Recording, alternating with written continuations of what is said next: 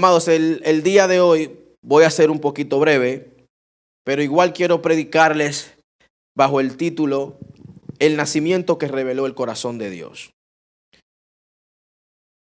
Vamos a Gálatas capítulo 4, versículos 4 al 7. Pónganse de pie, por favor. Vamos a leer el libro de Gálatas capítulo 4, versículos del 4 al 7.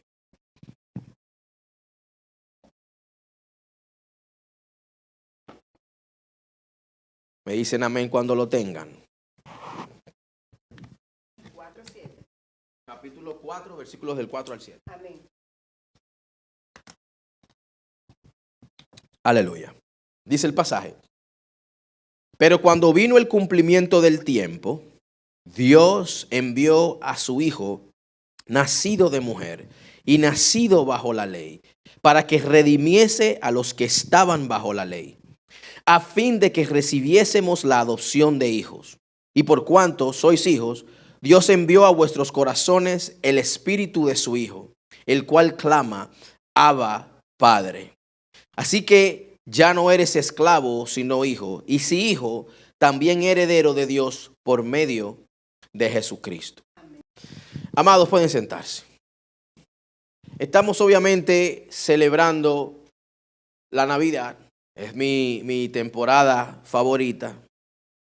No ha caído nieve. No, hombre, mi gente, unos relajitos, unos relajitos.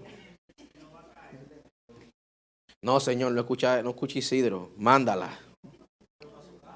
Que me la mande, yo no tengo problema. La Navidad es más linda con la nieve. Lo malo es la limpiadera. Va a ayudarte. Con el celular y a grabar la nieve. Así que ella me ayuda. Tú paleas ya después que yo he limpiado el 99% de la... Amados, pero este pasaje encaja con esto que estamos celebrando, con la Navidad, y es precisamente porque nos habla del cumplimiento del tiempo. Desde el libro de Malaquías hasta el nacimiento de Juan hay 400 años y Dios estuvo silente. Nada, absolutamente nada se registra. Bueno, obviamente la historia, la gente estaba viviendo, pero Dios no estaba manifestándose. Hubo un silencio de 400 años que se rompió con el anuncio del profeta Juan. Cuando el ángel se le aparece a Zacarías y le revela lo que Dios está haciendo y cómo él sería el que prepararía el camino para el Mesías. Entonces, Dios rompe siglos de silencio. Dios envía a su Hijo una intervención divina, no una improvisación. Esto no fue algo que Dios lo pensó de repente. Déjame mandar a Jesucristo para que resuelva. Amados, desde Génesis 3:15, Dios está hablando, está profetizando de que un día la simiente de la mujer, la semilla de la mujer, iba a pisarle la cabeza a la simiente de la serpiente.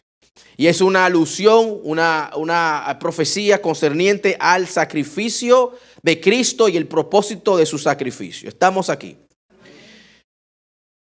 Amados, otra cosa que vemos es que el pasaje nos dice que Cristo nació de mujer, obviamente. Y la genealogía habla de todas las personas que estuvieron envueltas o fueron parte del linaje de Cristo.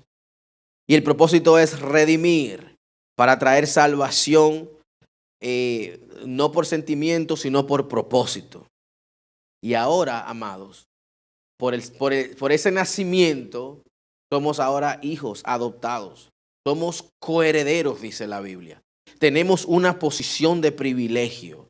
Juan 1:12, que ustedes me han escuchado mencionarlo muchísimo, habla de que todos los que en Él creen ahora, les dio potestad de ser llamados hijos de Dios. Y esto no por voluntad de hombre, no porque yo quiero ser, no. Por voluntad divina. A todo el que cree, Dios le dio esa capacidad de ser o esa bendición de ser reconocido como hijo. Amados, la Navidad no ocurrió porque el mundo estuviera listo para recibir a Cristo. La Navidad ocurrió, o bueno, el nacimiento, cuando digo Navidad no me refiero a la fecha específicamente, voy a aclarar eso en un momentito, me refiero al nacimiento de Cristo, para aclarar. Pero no ocurrió porque el mundo estuviera listo, sino porque era el momento perfecto para que ocurriera. La Biblia llama a esto el cumplimiento del tiempo. Y hago acá un paréntesis para aclarar. Entendemos que Cristo no nació el 25 de diciembre, para que ustedes sepan. Pero yo creo, soy de los que creo que el nacimiento de Cristo, la venida del Señor a la tierra debe celebrarse. Y pues aprovechamos la temporada, la festividad, aprovechamos el hecho de que la gente está, pudiéramos decir, entre comillas, susceptible a Dios, porque están celebrando la Navidad, que es el momento perfecto para, pues, predicar sobre el nacimiento de Cristo. Estamos aquí, iglesia, lo que me lleva al primer punto, algo bien interesante. Y está precisamente en Mateo capítulo 1. Usted dirá, Mateo capítulo 1. No tienen que ponerse de pie, pero sí quiero que lo busquen. Mateo capítulo 1. ¿Y qué tiene Mateo capítulo 1 que decirme? Si lo que yo veo allí es 500,044 millones de nombres. Nombres y nombres y nombres. Y nombres y nombres y nombres. Y nombres y nombres y nombres. ¿Y qué me puede decir la genealogía de Cristo? Amados, la genealogía de Cristo es un sermón. Es un sermón aparte. Porque, mire, primeramente, Dios no construye la historia de la salvación con personas perfectas, sino con personas transformadas por la gracia de Dios. Miren, esta genealogía es lo que los teólogos llaman una genealogía patrilineal, donde, si usted se fija, es hombres que se están mencionando, nombres de hombres, ¿por qué? El hombre es el que engendra, el hombre es que pone la semilla, dice la palabra. Pero Mateo, de manera intencional, incluye 4 nombres de mujeres, incluye 4 mujeres en la genealogía que es patrilineal. Amados, nosotros lo leemos y para nosotros, bueno, ahí está Rahab, ay, qué lindo, ahí está Tamar, está Ruth, está Betsabé, qué bonito. Amados, al lector del momento, al que está leyendo en ese momento, a los judíos que les fue escrito el evangelio según Mateo, eso es chocante. Eso es algo muy radical, muy inesperado. Primeramente porque la genealogía es patrilineal, es de hombres. Y segundo, porque estas mujeres no eran mujeres que podamos decir virtuosas. Eran mujeres con un pasado. Y Dios incluye y Dios rompe el esquema desde siempre. Dios está rompiendo esquemas mentales, amados. Dios rompe la expectativa al incluir no solamente a mujeres según una genealogía patrilineal, sino también incluir mujeres que tenían tremendo pasado. No eran figuras intachables, no podemos compararlas con Sara, con Ana, con Esther. Eran mujeres con historias complejas, con historias incómodas, con historias escandalosas según el estándar religioso. Y el que está leyendo eso, en ese momento, está pensando, ¿y esta locura? Yo me imagino que los que estaban leyendo se pararon un momento y dijeron, espérate, dale para atrás. Dámele rewind al cassette. ¿Qué? Rahab. Pero ¿cómo así? Amados, si es que Dios muestra su gracia, Dios está mostrando su gracia desde el inicio de los tiempos. Y el reino de Dios no se construye sobre apariencias religiosas. Se construye, amados, sobre propósito divino. Esto no es por apariencia, esto es por propósito. Dios muestra su gracia porque en el linaje de Cristo vemos extranjeros, marginados y señalados. Rahab, cananea, prostituta, marginada moral y étnicamente, marginada completamente. Tamar, pues fue víctima de una injusticia familiar y tuvo que actuar de manera poco convencional para preservar su linaje, para tener hijos. Ruth fue moabita, extranjera, parte de un pueblo muy despreciado por Israel. Muy despreciado por Israel. Y obviamente Betsabé, que creo que todos estamos familiarizados con la historia de Betsabé, asociada con un pecado público que marcó su historia para siempre. Y todas ellas tenían algo en común, amados. ¿Qué tenían en común? Que no encajaban. No encajaban en la narrativa del momento. Sin embargo, Dios decide incluirlas. Y creo que ese es el primer milagro de la Navidad o del nacimiento de Cristo. Y es que podemos de esto aprender, amados, es que Dios redefine identidad. No por el pasado, sino por el sacrificio de Cristo, sino por el sacrificio de Cristo. Dios no define quién eres por lo que hiciste ayer. Dios no define quién eres por lo que atravesaste en el pasado. Él define quién eres por la redención que Cristo hizo por nosotros. Dígame amén, aunque con ánimo. Amados, Mateo no está exponiendo, no las pone en el linaje para exponer la falta de estas mujeres. No es el propósito.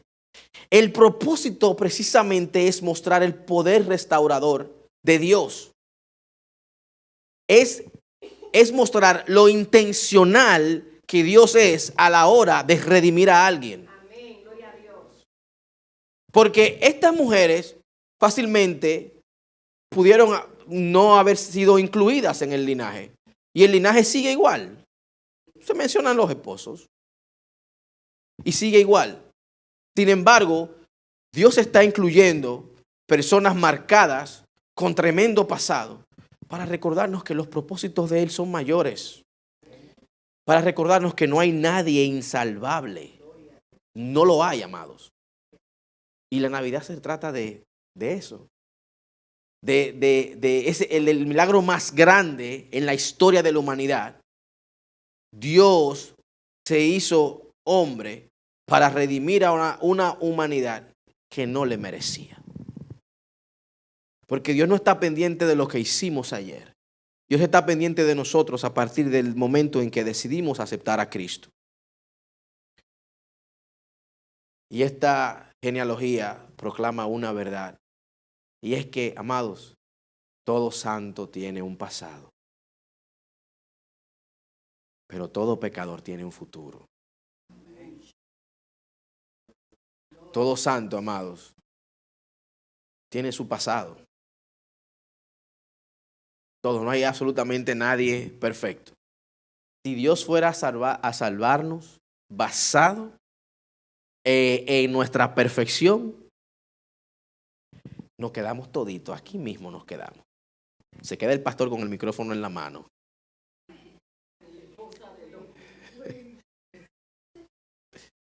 Amados, pero Dios nos está enseñando una lección muy grande. Y es que todos tenemos nuestro pasado, pero todo pecador tiene futuro. Y precisamente la genealogía de Cristo o Jesús, Él no hereda una genealogía que muestra perfección humana, sino precisamente una historia que apunta a la necesidad que tiene el ser humano de un Salvador y a un Dios que está dispuesto a salvar a aquel que permite que Dios le salve. Aquel que tiene la disposición de permitirle a Dios salvarle. Estamos aquí, iglesia. Entonces, si Dios no excluyó a estas personas de reputación cuestionable, de la genealogía, de su genealogía. Amados, no se excluyan ustedes tampoco. No nos excluyamos nosotros tampoco. Esta salvación, esto no depende de nosotros. Y cuando yo me excluyo o cuando yo me descalifico, estoy diciendo, entienda bien, estoy diciendo que esta salvación, esta gracia depende de mí y de lo que yo haga. Y tenemos que romper con esa idiosincrasia, con esa manera de pensar. Absolutamente nada de lo que usted haga lo hace merecedor de la gracia de Dios. Dios dio su gracia antes, con anticipación, la puso disponible para todos, Romanos 5:8, disponible para todos sabiendo de qué pata íbamos a cojear. Y como Dios fue de manera proactiva e intencional, como Dios fue el que extendió la gracia, nosotros la recibimos y la abrazamos. Estamos aquí, iglesia. Ustedes como que no sé, como que están aquí, pero no están aquí. Pero están aquí. Amados, para cerrar este punto, a nosotros no nos define nuestro peor momento. A nosotros nos define quien nos redimió. Cristo. Que todos tenemos un momento, honestamente, que nos avergonzamos de Él. Tenemos situaciones que ni quisiéramos traer a memoria. Pero gracias a Dios que ese pecado, esa falta, ese error, ese, como usted quiera llamarle, no nos define. Nos define Cristo. Así que esta temporada debe recordarnos el milagro que realmente ocurrió cuando Cristo vino. Porque es que Dios mandó a su Hijo para que todo aquel que en Él crea no se pierda. Todos. Bueno, perdónenme, el pasaje comienza diciendo porque de tal manera amó Dios al mundo. Hay que aclarar. Porque de tal manera amó Dios al mundo.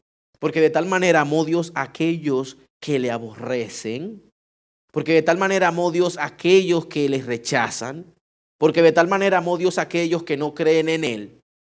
Que igual decidió enviar a su Hijo unigénito para que todo aquel, todos,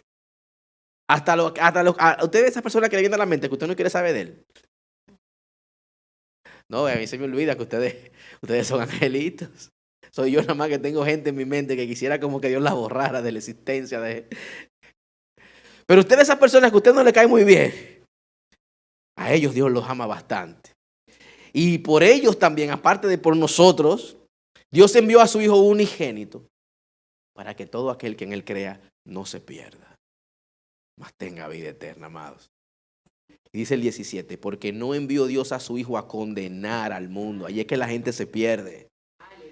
Porque Dios no envió a su Hijo a condenar. Dios envió a su Hijo a salvar. Amados, Cristo no vino a condenar a nadie. El que se condena solo. ¿Por qué? Por no aceptar, no creer, no recibir el favor inmerecido, la gracia gratis. Por no recibir la gracia gratis, literal, se autocondena. Lo que me lleva al siguiente punto.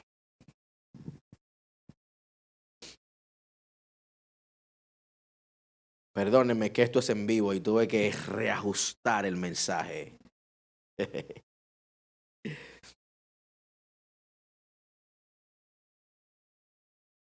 Y es el hecho de que en Lucas capítulo 2 versículos 6 y 7 nos habla de que no hubo espacio para Cristo en el mesón, en el hotel, y tuvo que nacer en un pesebre. Y la falta de espacio en el mesón no fue un accidente logístico, amados. Es una revelación espiritual. No fue, no hay espacio, bueno, ¿qué vamos a hacer ahora? Cristo sabía que venía. Y precisamente el punto es enseñarnos de que Cristo vino a un mundo que no estaba listo para recibirle, que estaba ocupado, que estaba cerrado. Pero igual él encuentra un lugar para entrar a un mundo que en ese momento estaba rechazándole. Nada nuevo, porque este tiempo lo hacemos ¿sobre qué? Séanme sincero. Usted está esperando su regalo. Los regalos, no se me hagan. Yo me estaba quejando a mi esposa ayer que a mí no me regalaron nada para mi cumpleaños, no me regalaron, no sé qué es lo que está pasando. Mi amor, es jugando, mi amor. Yo sé que tú me tienes mi regalo.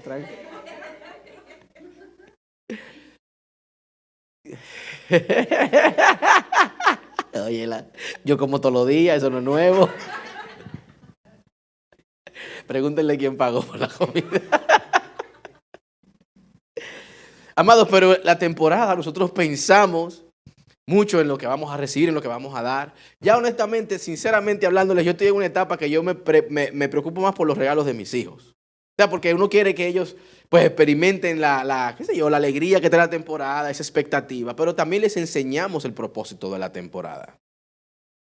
Yo particularmente, en mi casa, no hay ningún santa que deja los regalos. Usted en esta parte voy a decir, tienen a los niños cerca, si usted le dice eso. En mi casa es Cristo que regala, iglesia. Ese es en mi casa, ¿usted me entiende? Pero en esta temporada, ya los niños tienen una expectativa de que van a recibir algo. Y entonces ya nosotros los programamos desde niños a pensar que la temporada se trata sobre regalos. ¿Ustedes me están entendiendo? Y entonces crecemos pensando que la temporada se trata de lo que vamos a regalar o lo que vamos a recibir. Y la temporada es un recordatorio de que Cristo vino a un mundo que estaba ocupado, que no tenía tiempo para Él. No tenía tiempo para recibirle. Porque estaban enfocados en hacer dinero, porque hay que trabajar, porque bueno, es que yo necesito clientes y yo recibo a todo el mundo en el hotel y bueno, ustedes llegaron tarde. Yo honestamente no sé si el mesonero, no sé si se diría, el que atiende al hotel, si él hubiera sabido que en Cristo era, honestamente no sé si le hubiera igual abierto las puertas del mesón a Cristo. Porque hoy en día es cuando hay una revelación más grande de quién Cristo es. Amados, el mundo sabe por qué se celebra la Navidad. El mundo lo sabe. Igual no todos están a la disposición de aceptarle a Cristo. ¿Por qué? Es que Cristo es muy incómodo. Vamos a hablar claro. Cristo es incómodo. Cristo incomoda. Cristo nos saca de nuestra área de comodidad. Cristo a veces avergüenza. Porque Cristo llama al pan pan y al vino vino. Y a veces uno no quiere ofender. Cristo es un poquito incómodo a veces. Porque nos dice que tenemos que salir de nuestra área cómoda y ser luz en medio de tantas tinieblas, amados.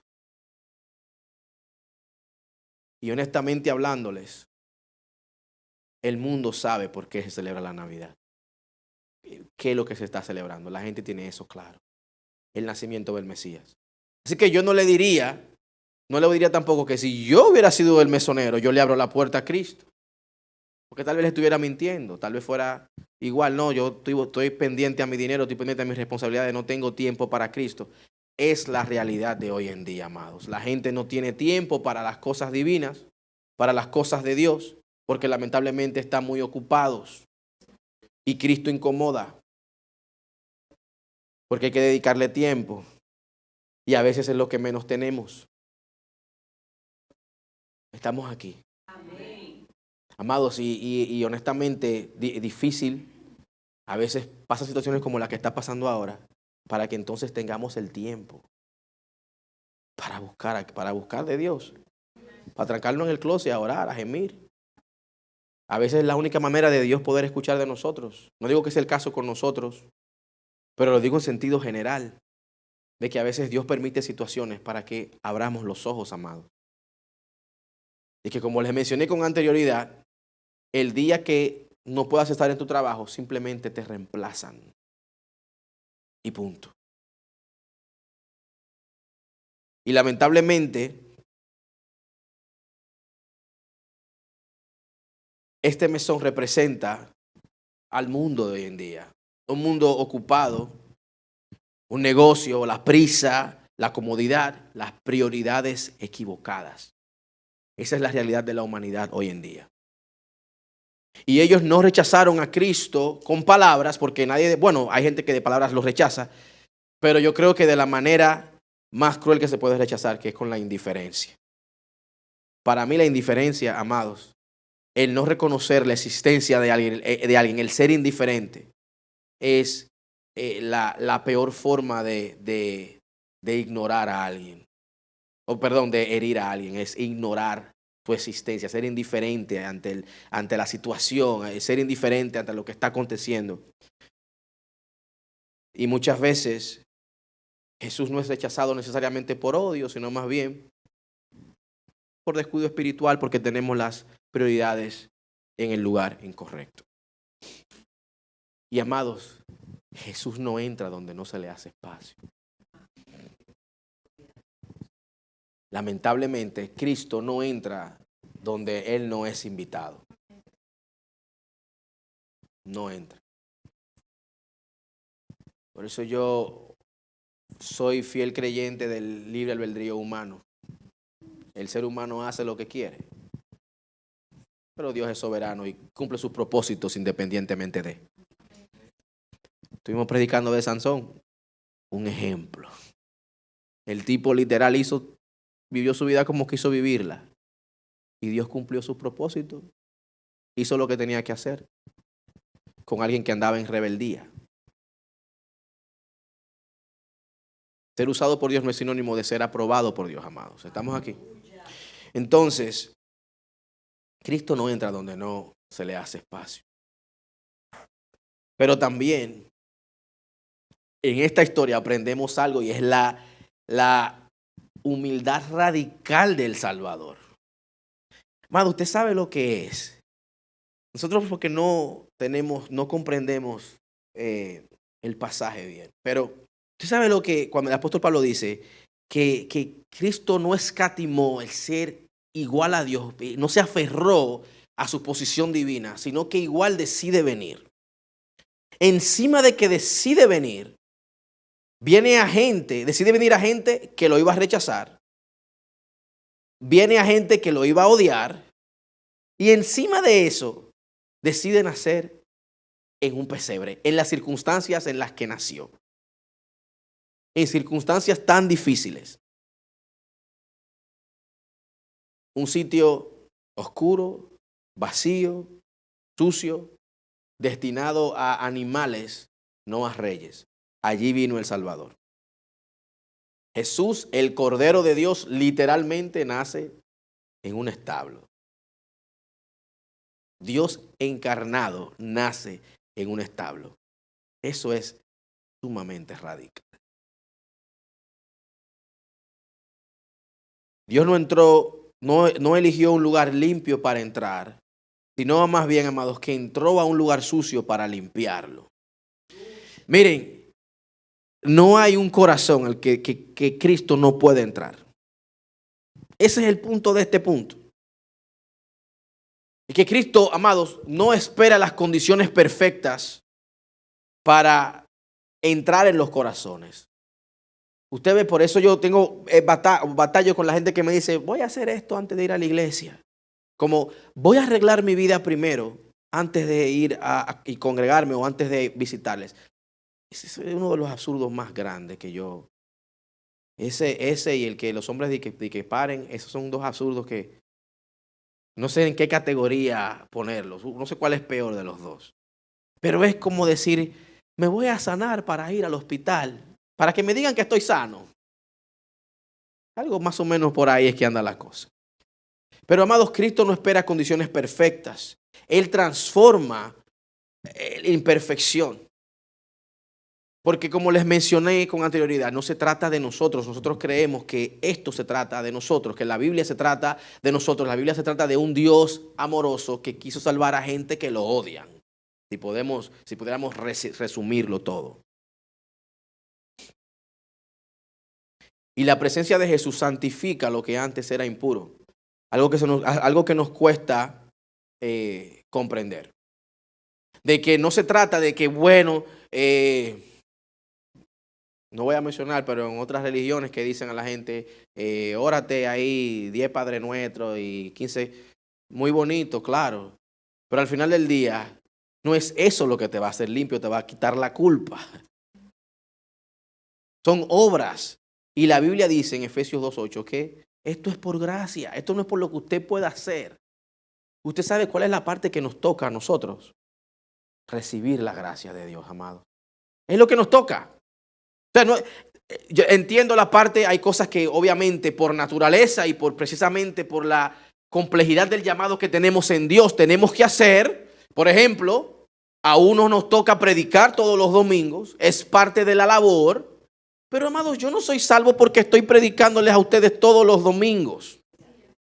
Mi salvación no depende, Dios no está allá arriba viendo, bueno, déjame calcular a ver, el día que deje de predicar, ese día ya me llevo ese tajo de chuleta. Nada que ver con lo que uno está haciendo. Esto es parte del peregrinar, es parte del caminar, amados, pero no es lo que nos hace salvos.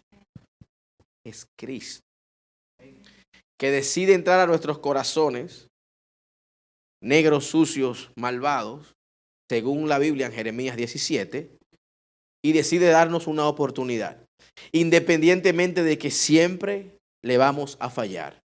Romanos 3:23 nos dice, hey, no hay absolutamente ni uno solo que no peque. Estamos aquí. No se me ponga triste. Le estoy predicando buenas nuevas. Amados, el negocio más extraño, por decirle así, que yo he visto, es que nos dan un regalo tan grande gratis. Quiero decirle, Señor, pero ¿y qué pasó ahí? Porque tú debiste como pedirnos algo, no sé. Amados, es que no hay nada, absolutamente nada que podamos hacer para repagarle a Dios tanta gracia y tanto favor inmerecido. No lo hay. ¿Para qué molestarnos? Usted está aquí. Ustedes no están aquí. Está llegando. ¿No? Les está llegando el mensaje. La semana que viene les voy a traer un mensaje que les va a volar la cabeza. Para que usted entienda verdaderamente. A ver si entienden.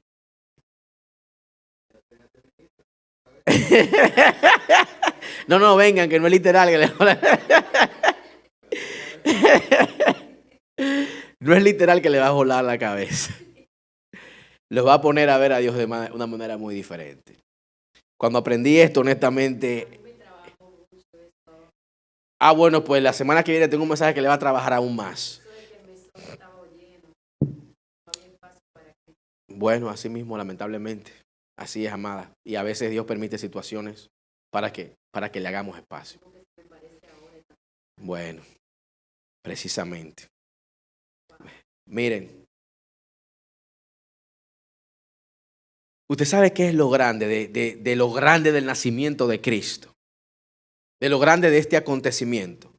Es que según Lucas, Lucas 2, versículos de 8 al 20. El nacimiento de Cristo, la venida de Cristo, el nacimiento lo recibió, la noticia la recibió la gente menos indicada. Lo que menos debían recibir la noticia fue a los que los ángeles se le aparecieron a dársela. A pastores de ovejas, literal. Bueno, yo soy pastor, ustedes son ovejas, son literal, estoy pastoreando ovejas. Pero no en ese sentido, en el sentido de ovejas de las que hacen be, de las que tienen lana. ¿Ustedes me están entendiendo? Amados.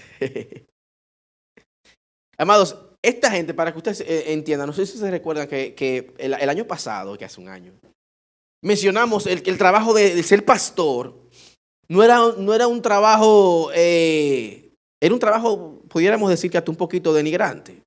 Porque esta labor la ejercía gente que no tenía ningún tipo de capacidad de hacer nada más que cuidar ovejas. Esta gente no tenían voz y voto, literal. no opinaban, no podían ser, por ejemplo, testigos en un caso legal, no podían ni siquiera ir al templo a adorar a Dios. Estaban entre ovejas todo el tiempo, amado. Y esta gente fue la que recibió la noticia de que llegó el Mesías. No los líderes religiosos que están en el templo todo el tiempo, alabando a Dios, que tienen conocimiento de la Biblia. No ellos, personas marginadas que el sistema religioso ignoró en ese momento. Ellos recibieron las buenas nuevas de salvación. Esta gente eran socialmente y religiosamente hablando, impuros. Como les mencioné, no podían. Ellos no podían venir y decir, ay, déjame ir al templo a traer mi ofrenda o déjame ir al templo a adorar. No podían. Socialmente hablando, no les era permitido esto. Y Dios escoge a estas personas para anunciarles las buenas nuevas de que Cristo había nacido. Ustedes, ¿por qué yo le dije el otro día? Y lo vuelvo y lo reitero. Si a mí se me hubiera ocurrido la majestuosa idea de poner este compendio de libros llamado Biblia, este conjunto de libros llamado Biblia, de ponerlo juntos para que la gente alcance salvación, hay cosas que yo hubiera omitido, que yo no digo para que se vea más lindo. Yo no hubiera dicho que ellos recibieron el mensaje de que Cristo llegó. Porque ¿quién les va a creer a ellos? Nadie les iba a creer. Ustedes me están entendiendo. A esta gente, Dios decide revelárseles. ¿Usted sabe por qué? Porque Dios está trayendo un punto a la mesa y es que todos tienen acceso, el mismo acceso a Dios. Todos tenemos el mismo acceso a Dios. Todos, absolutamente todos. La persona que usted menos cree tiene el mismo acceso a Dios que yo tengo, que usted tiene. Todos tenemos el mismo acceso a Dios. El mensaje de los ángeles no fue exclusivo ni fue elitista. Fue para todos, para el vulgo. Y precisamente esto nos aclara que la salvación no depende de ningún estatus que tengamos, ni de clase social, ni de nada. Simplemente depende de la disposición que tenemos de recibir a Cristo como nuestro Señor y Salvador. El Evangelio no exige méritos. No importa que usted tenga 500 años sirviendo a Cristo o que tenga un día. Esto no se trata de méritos, iglesia. El Evangelio exige humildad. Ese es el requisito. Ser humilde como Cristo fue humilde.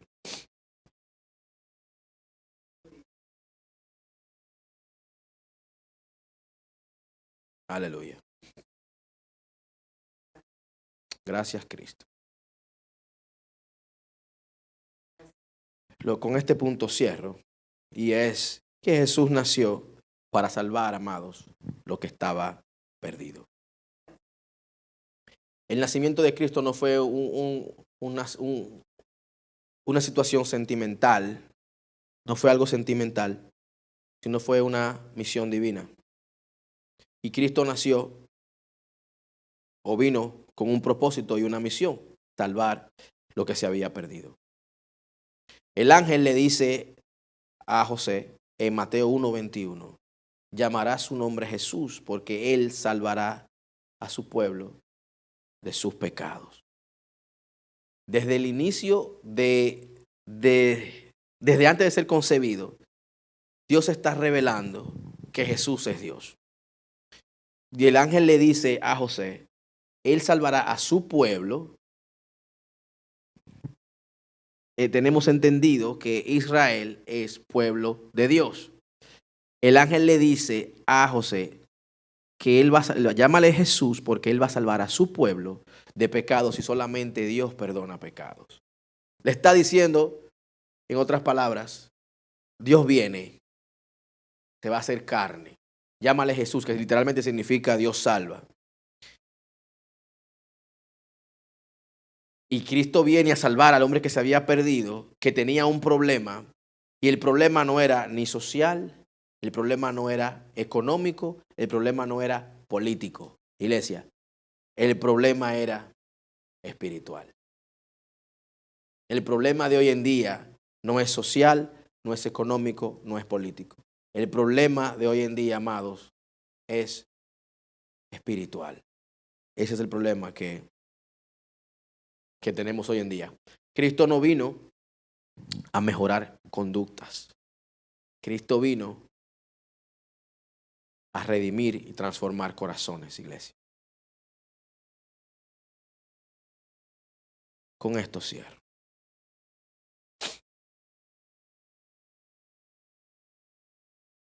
La salvación que Cristo ofrece demanda una respuesta personal. Y la respuesta de nosotros es aceptar a Cristo.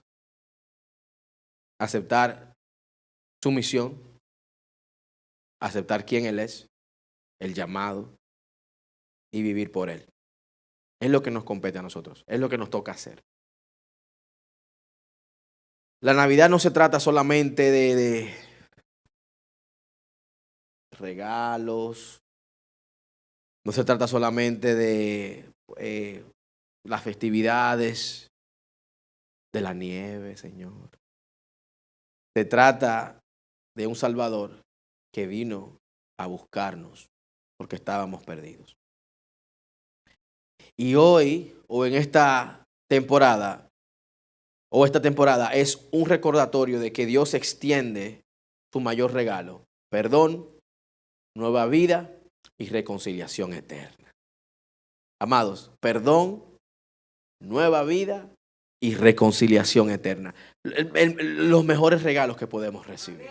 Los mejores regalos que podemos recibir. Así que pónganse de pie, por favor.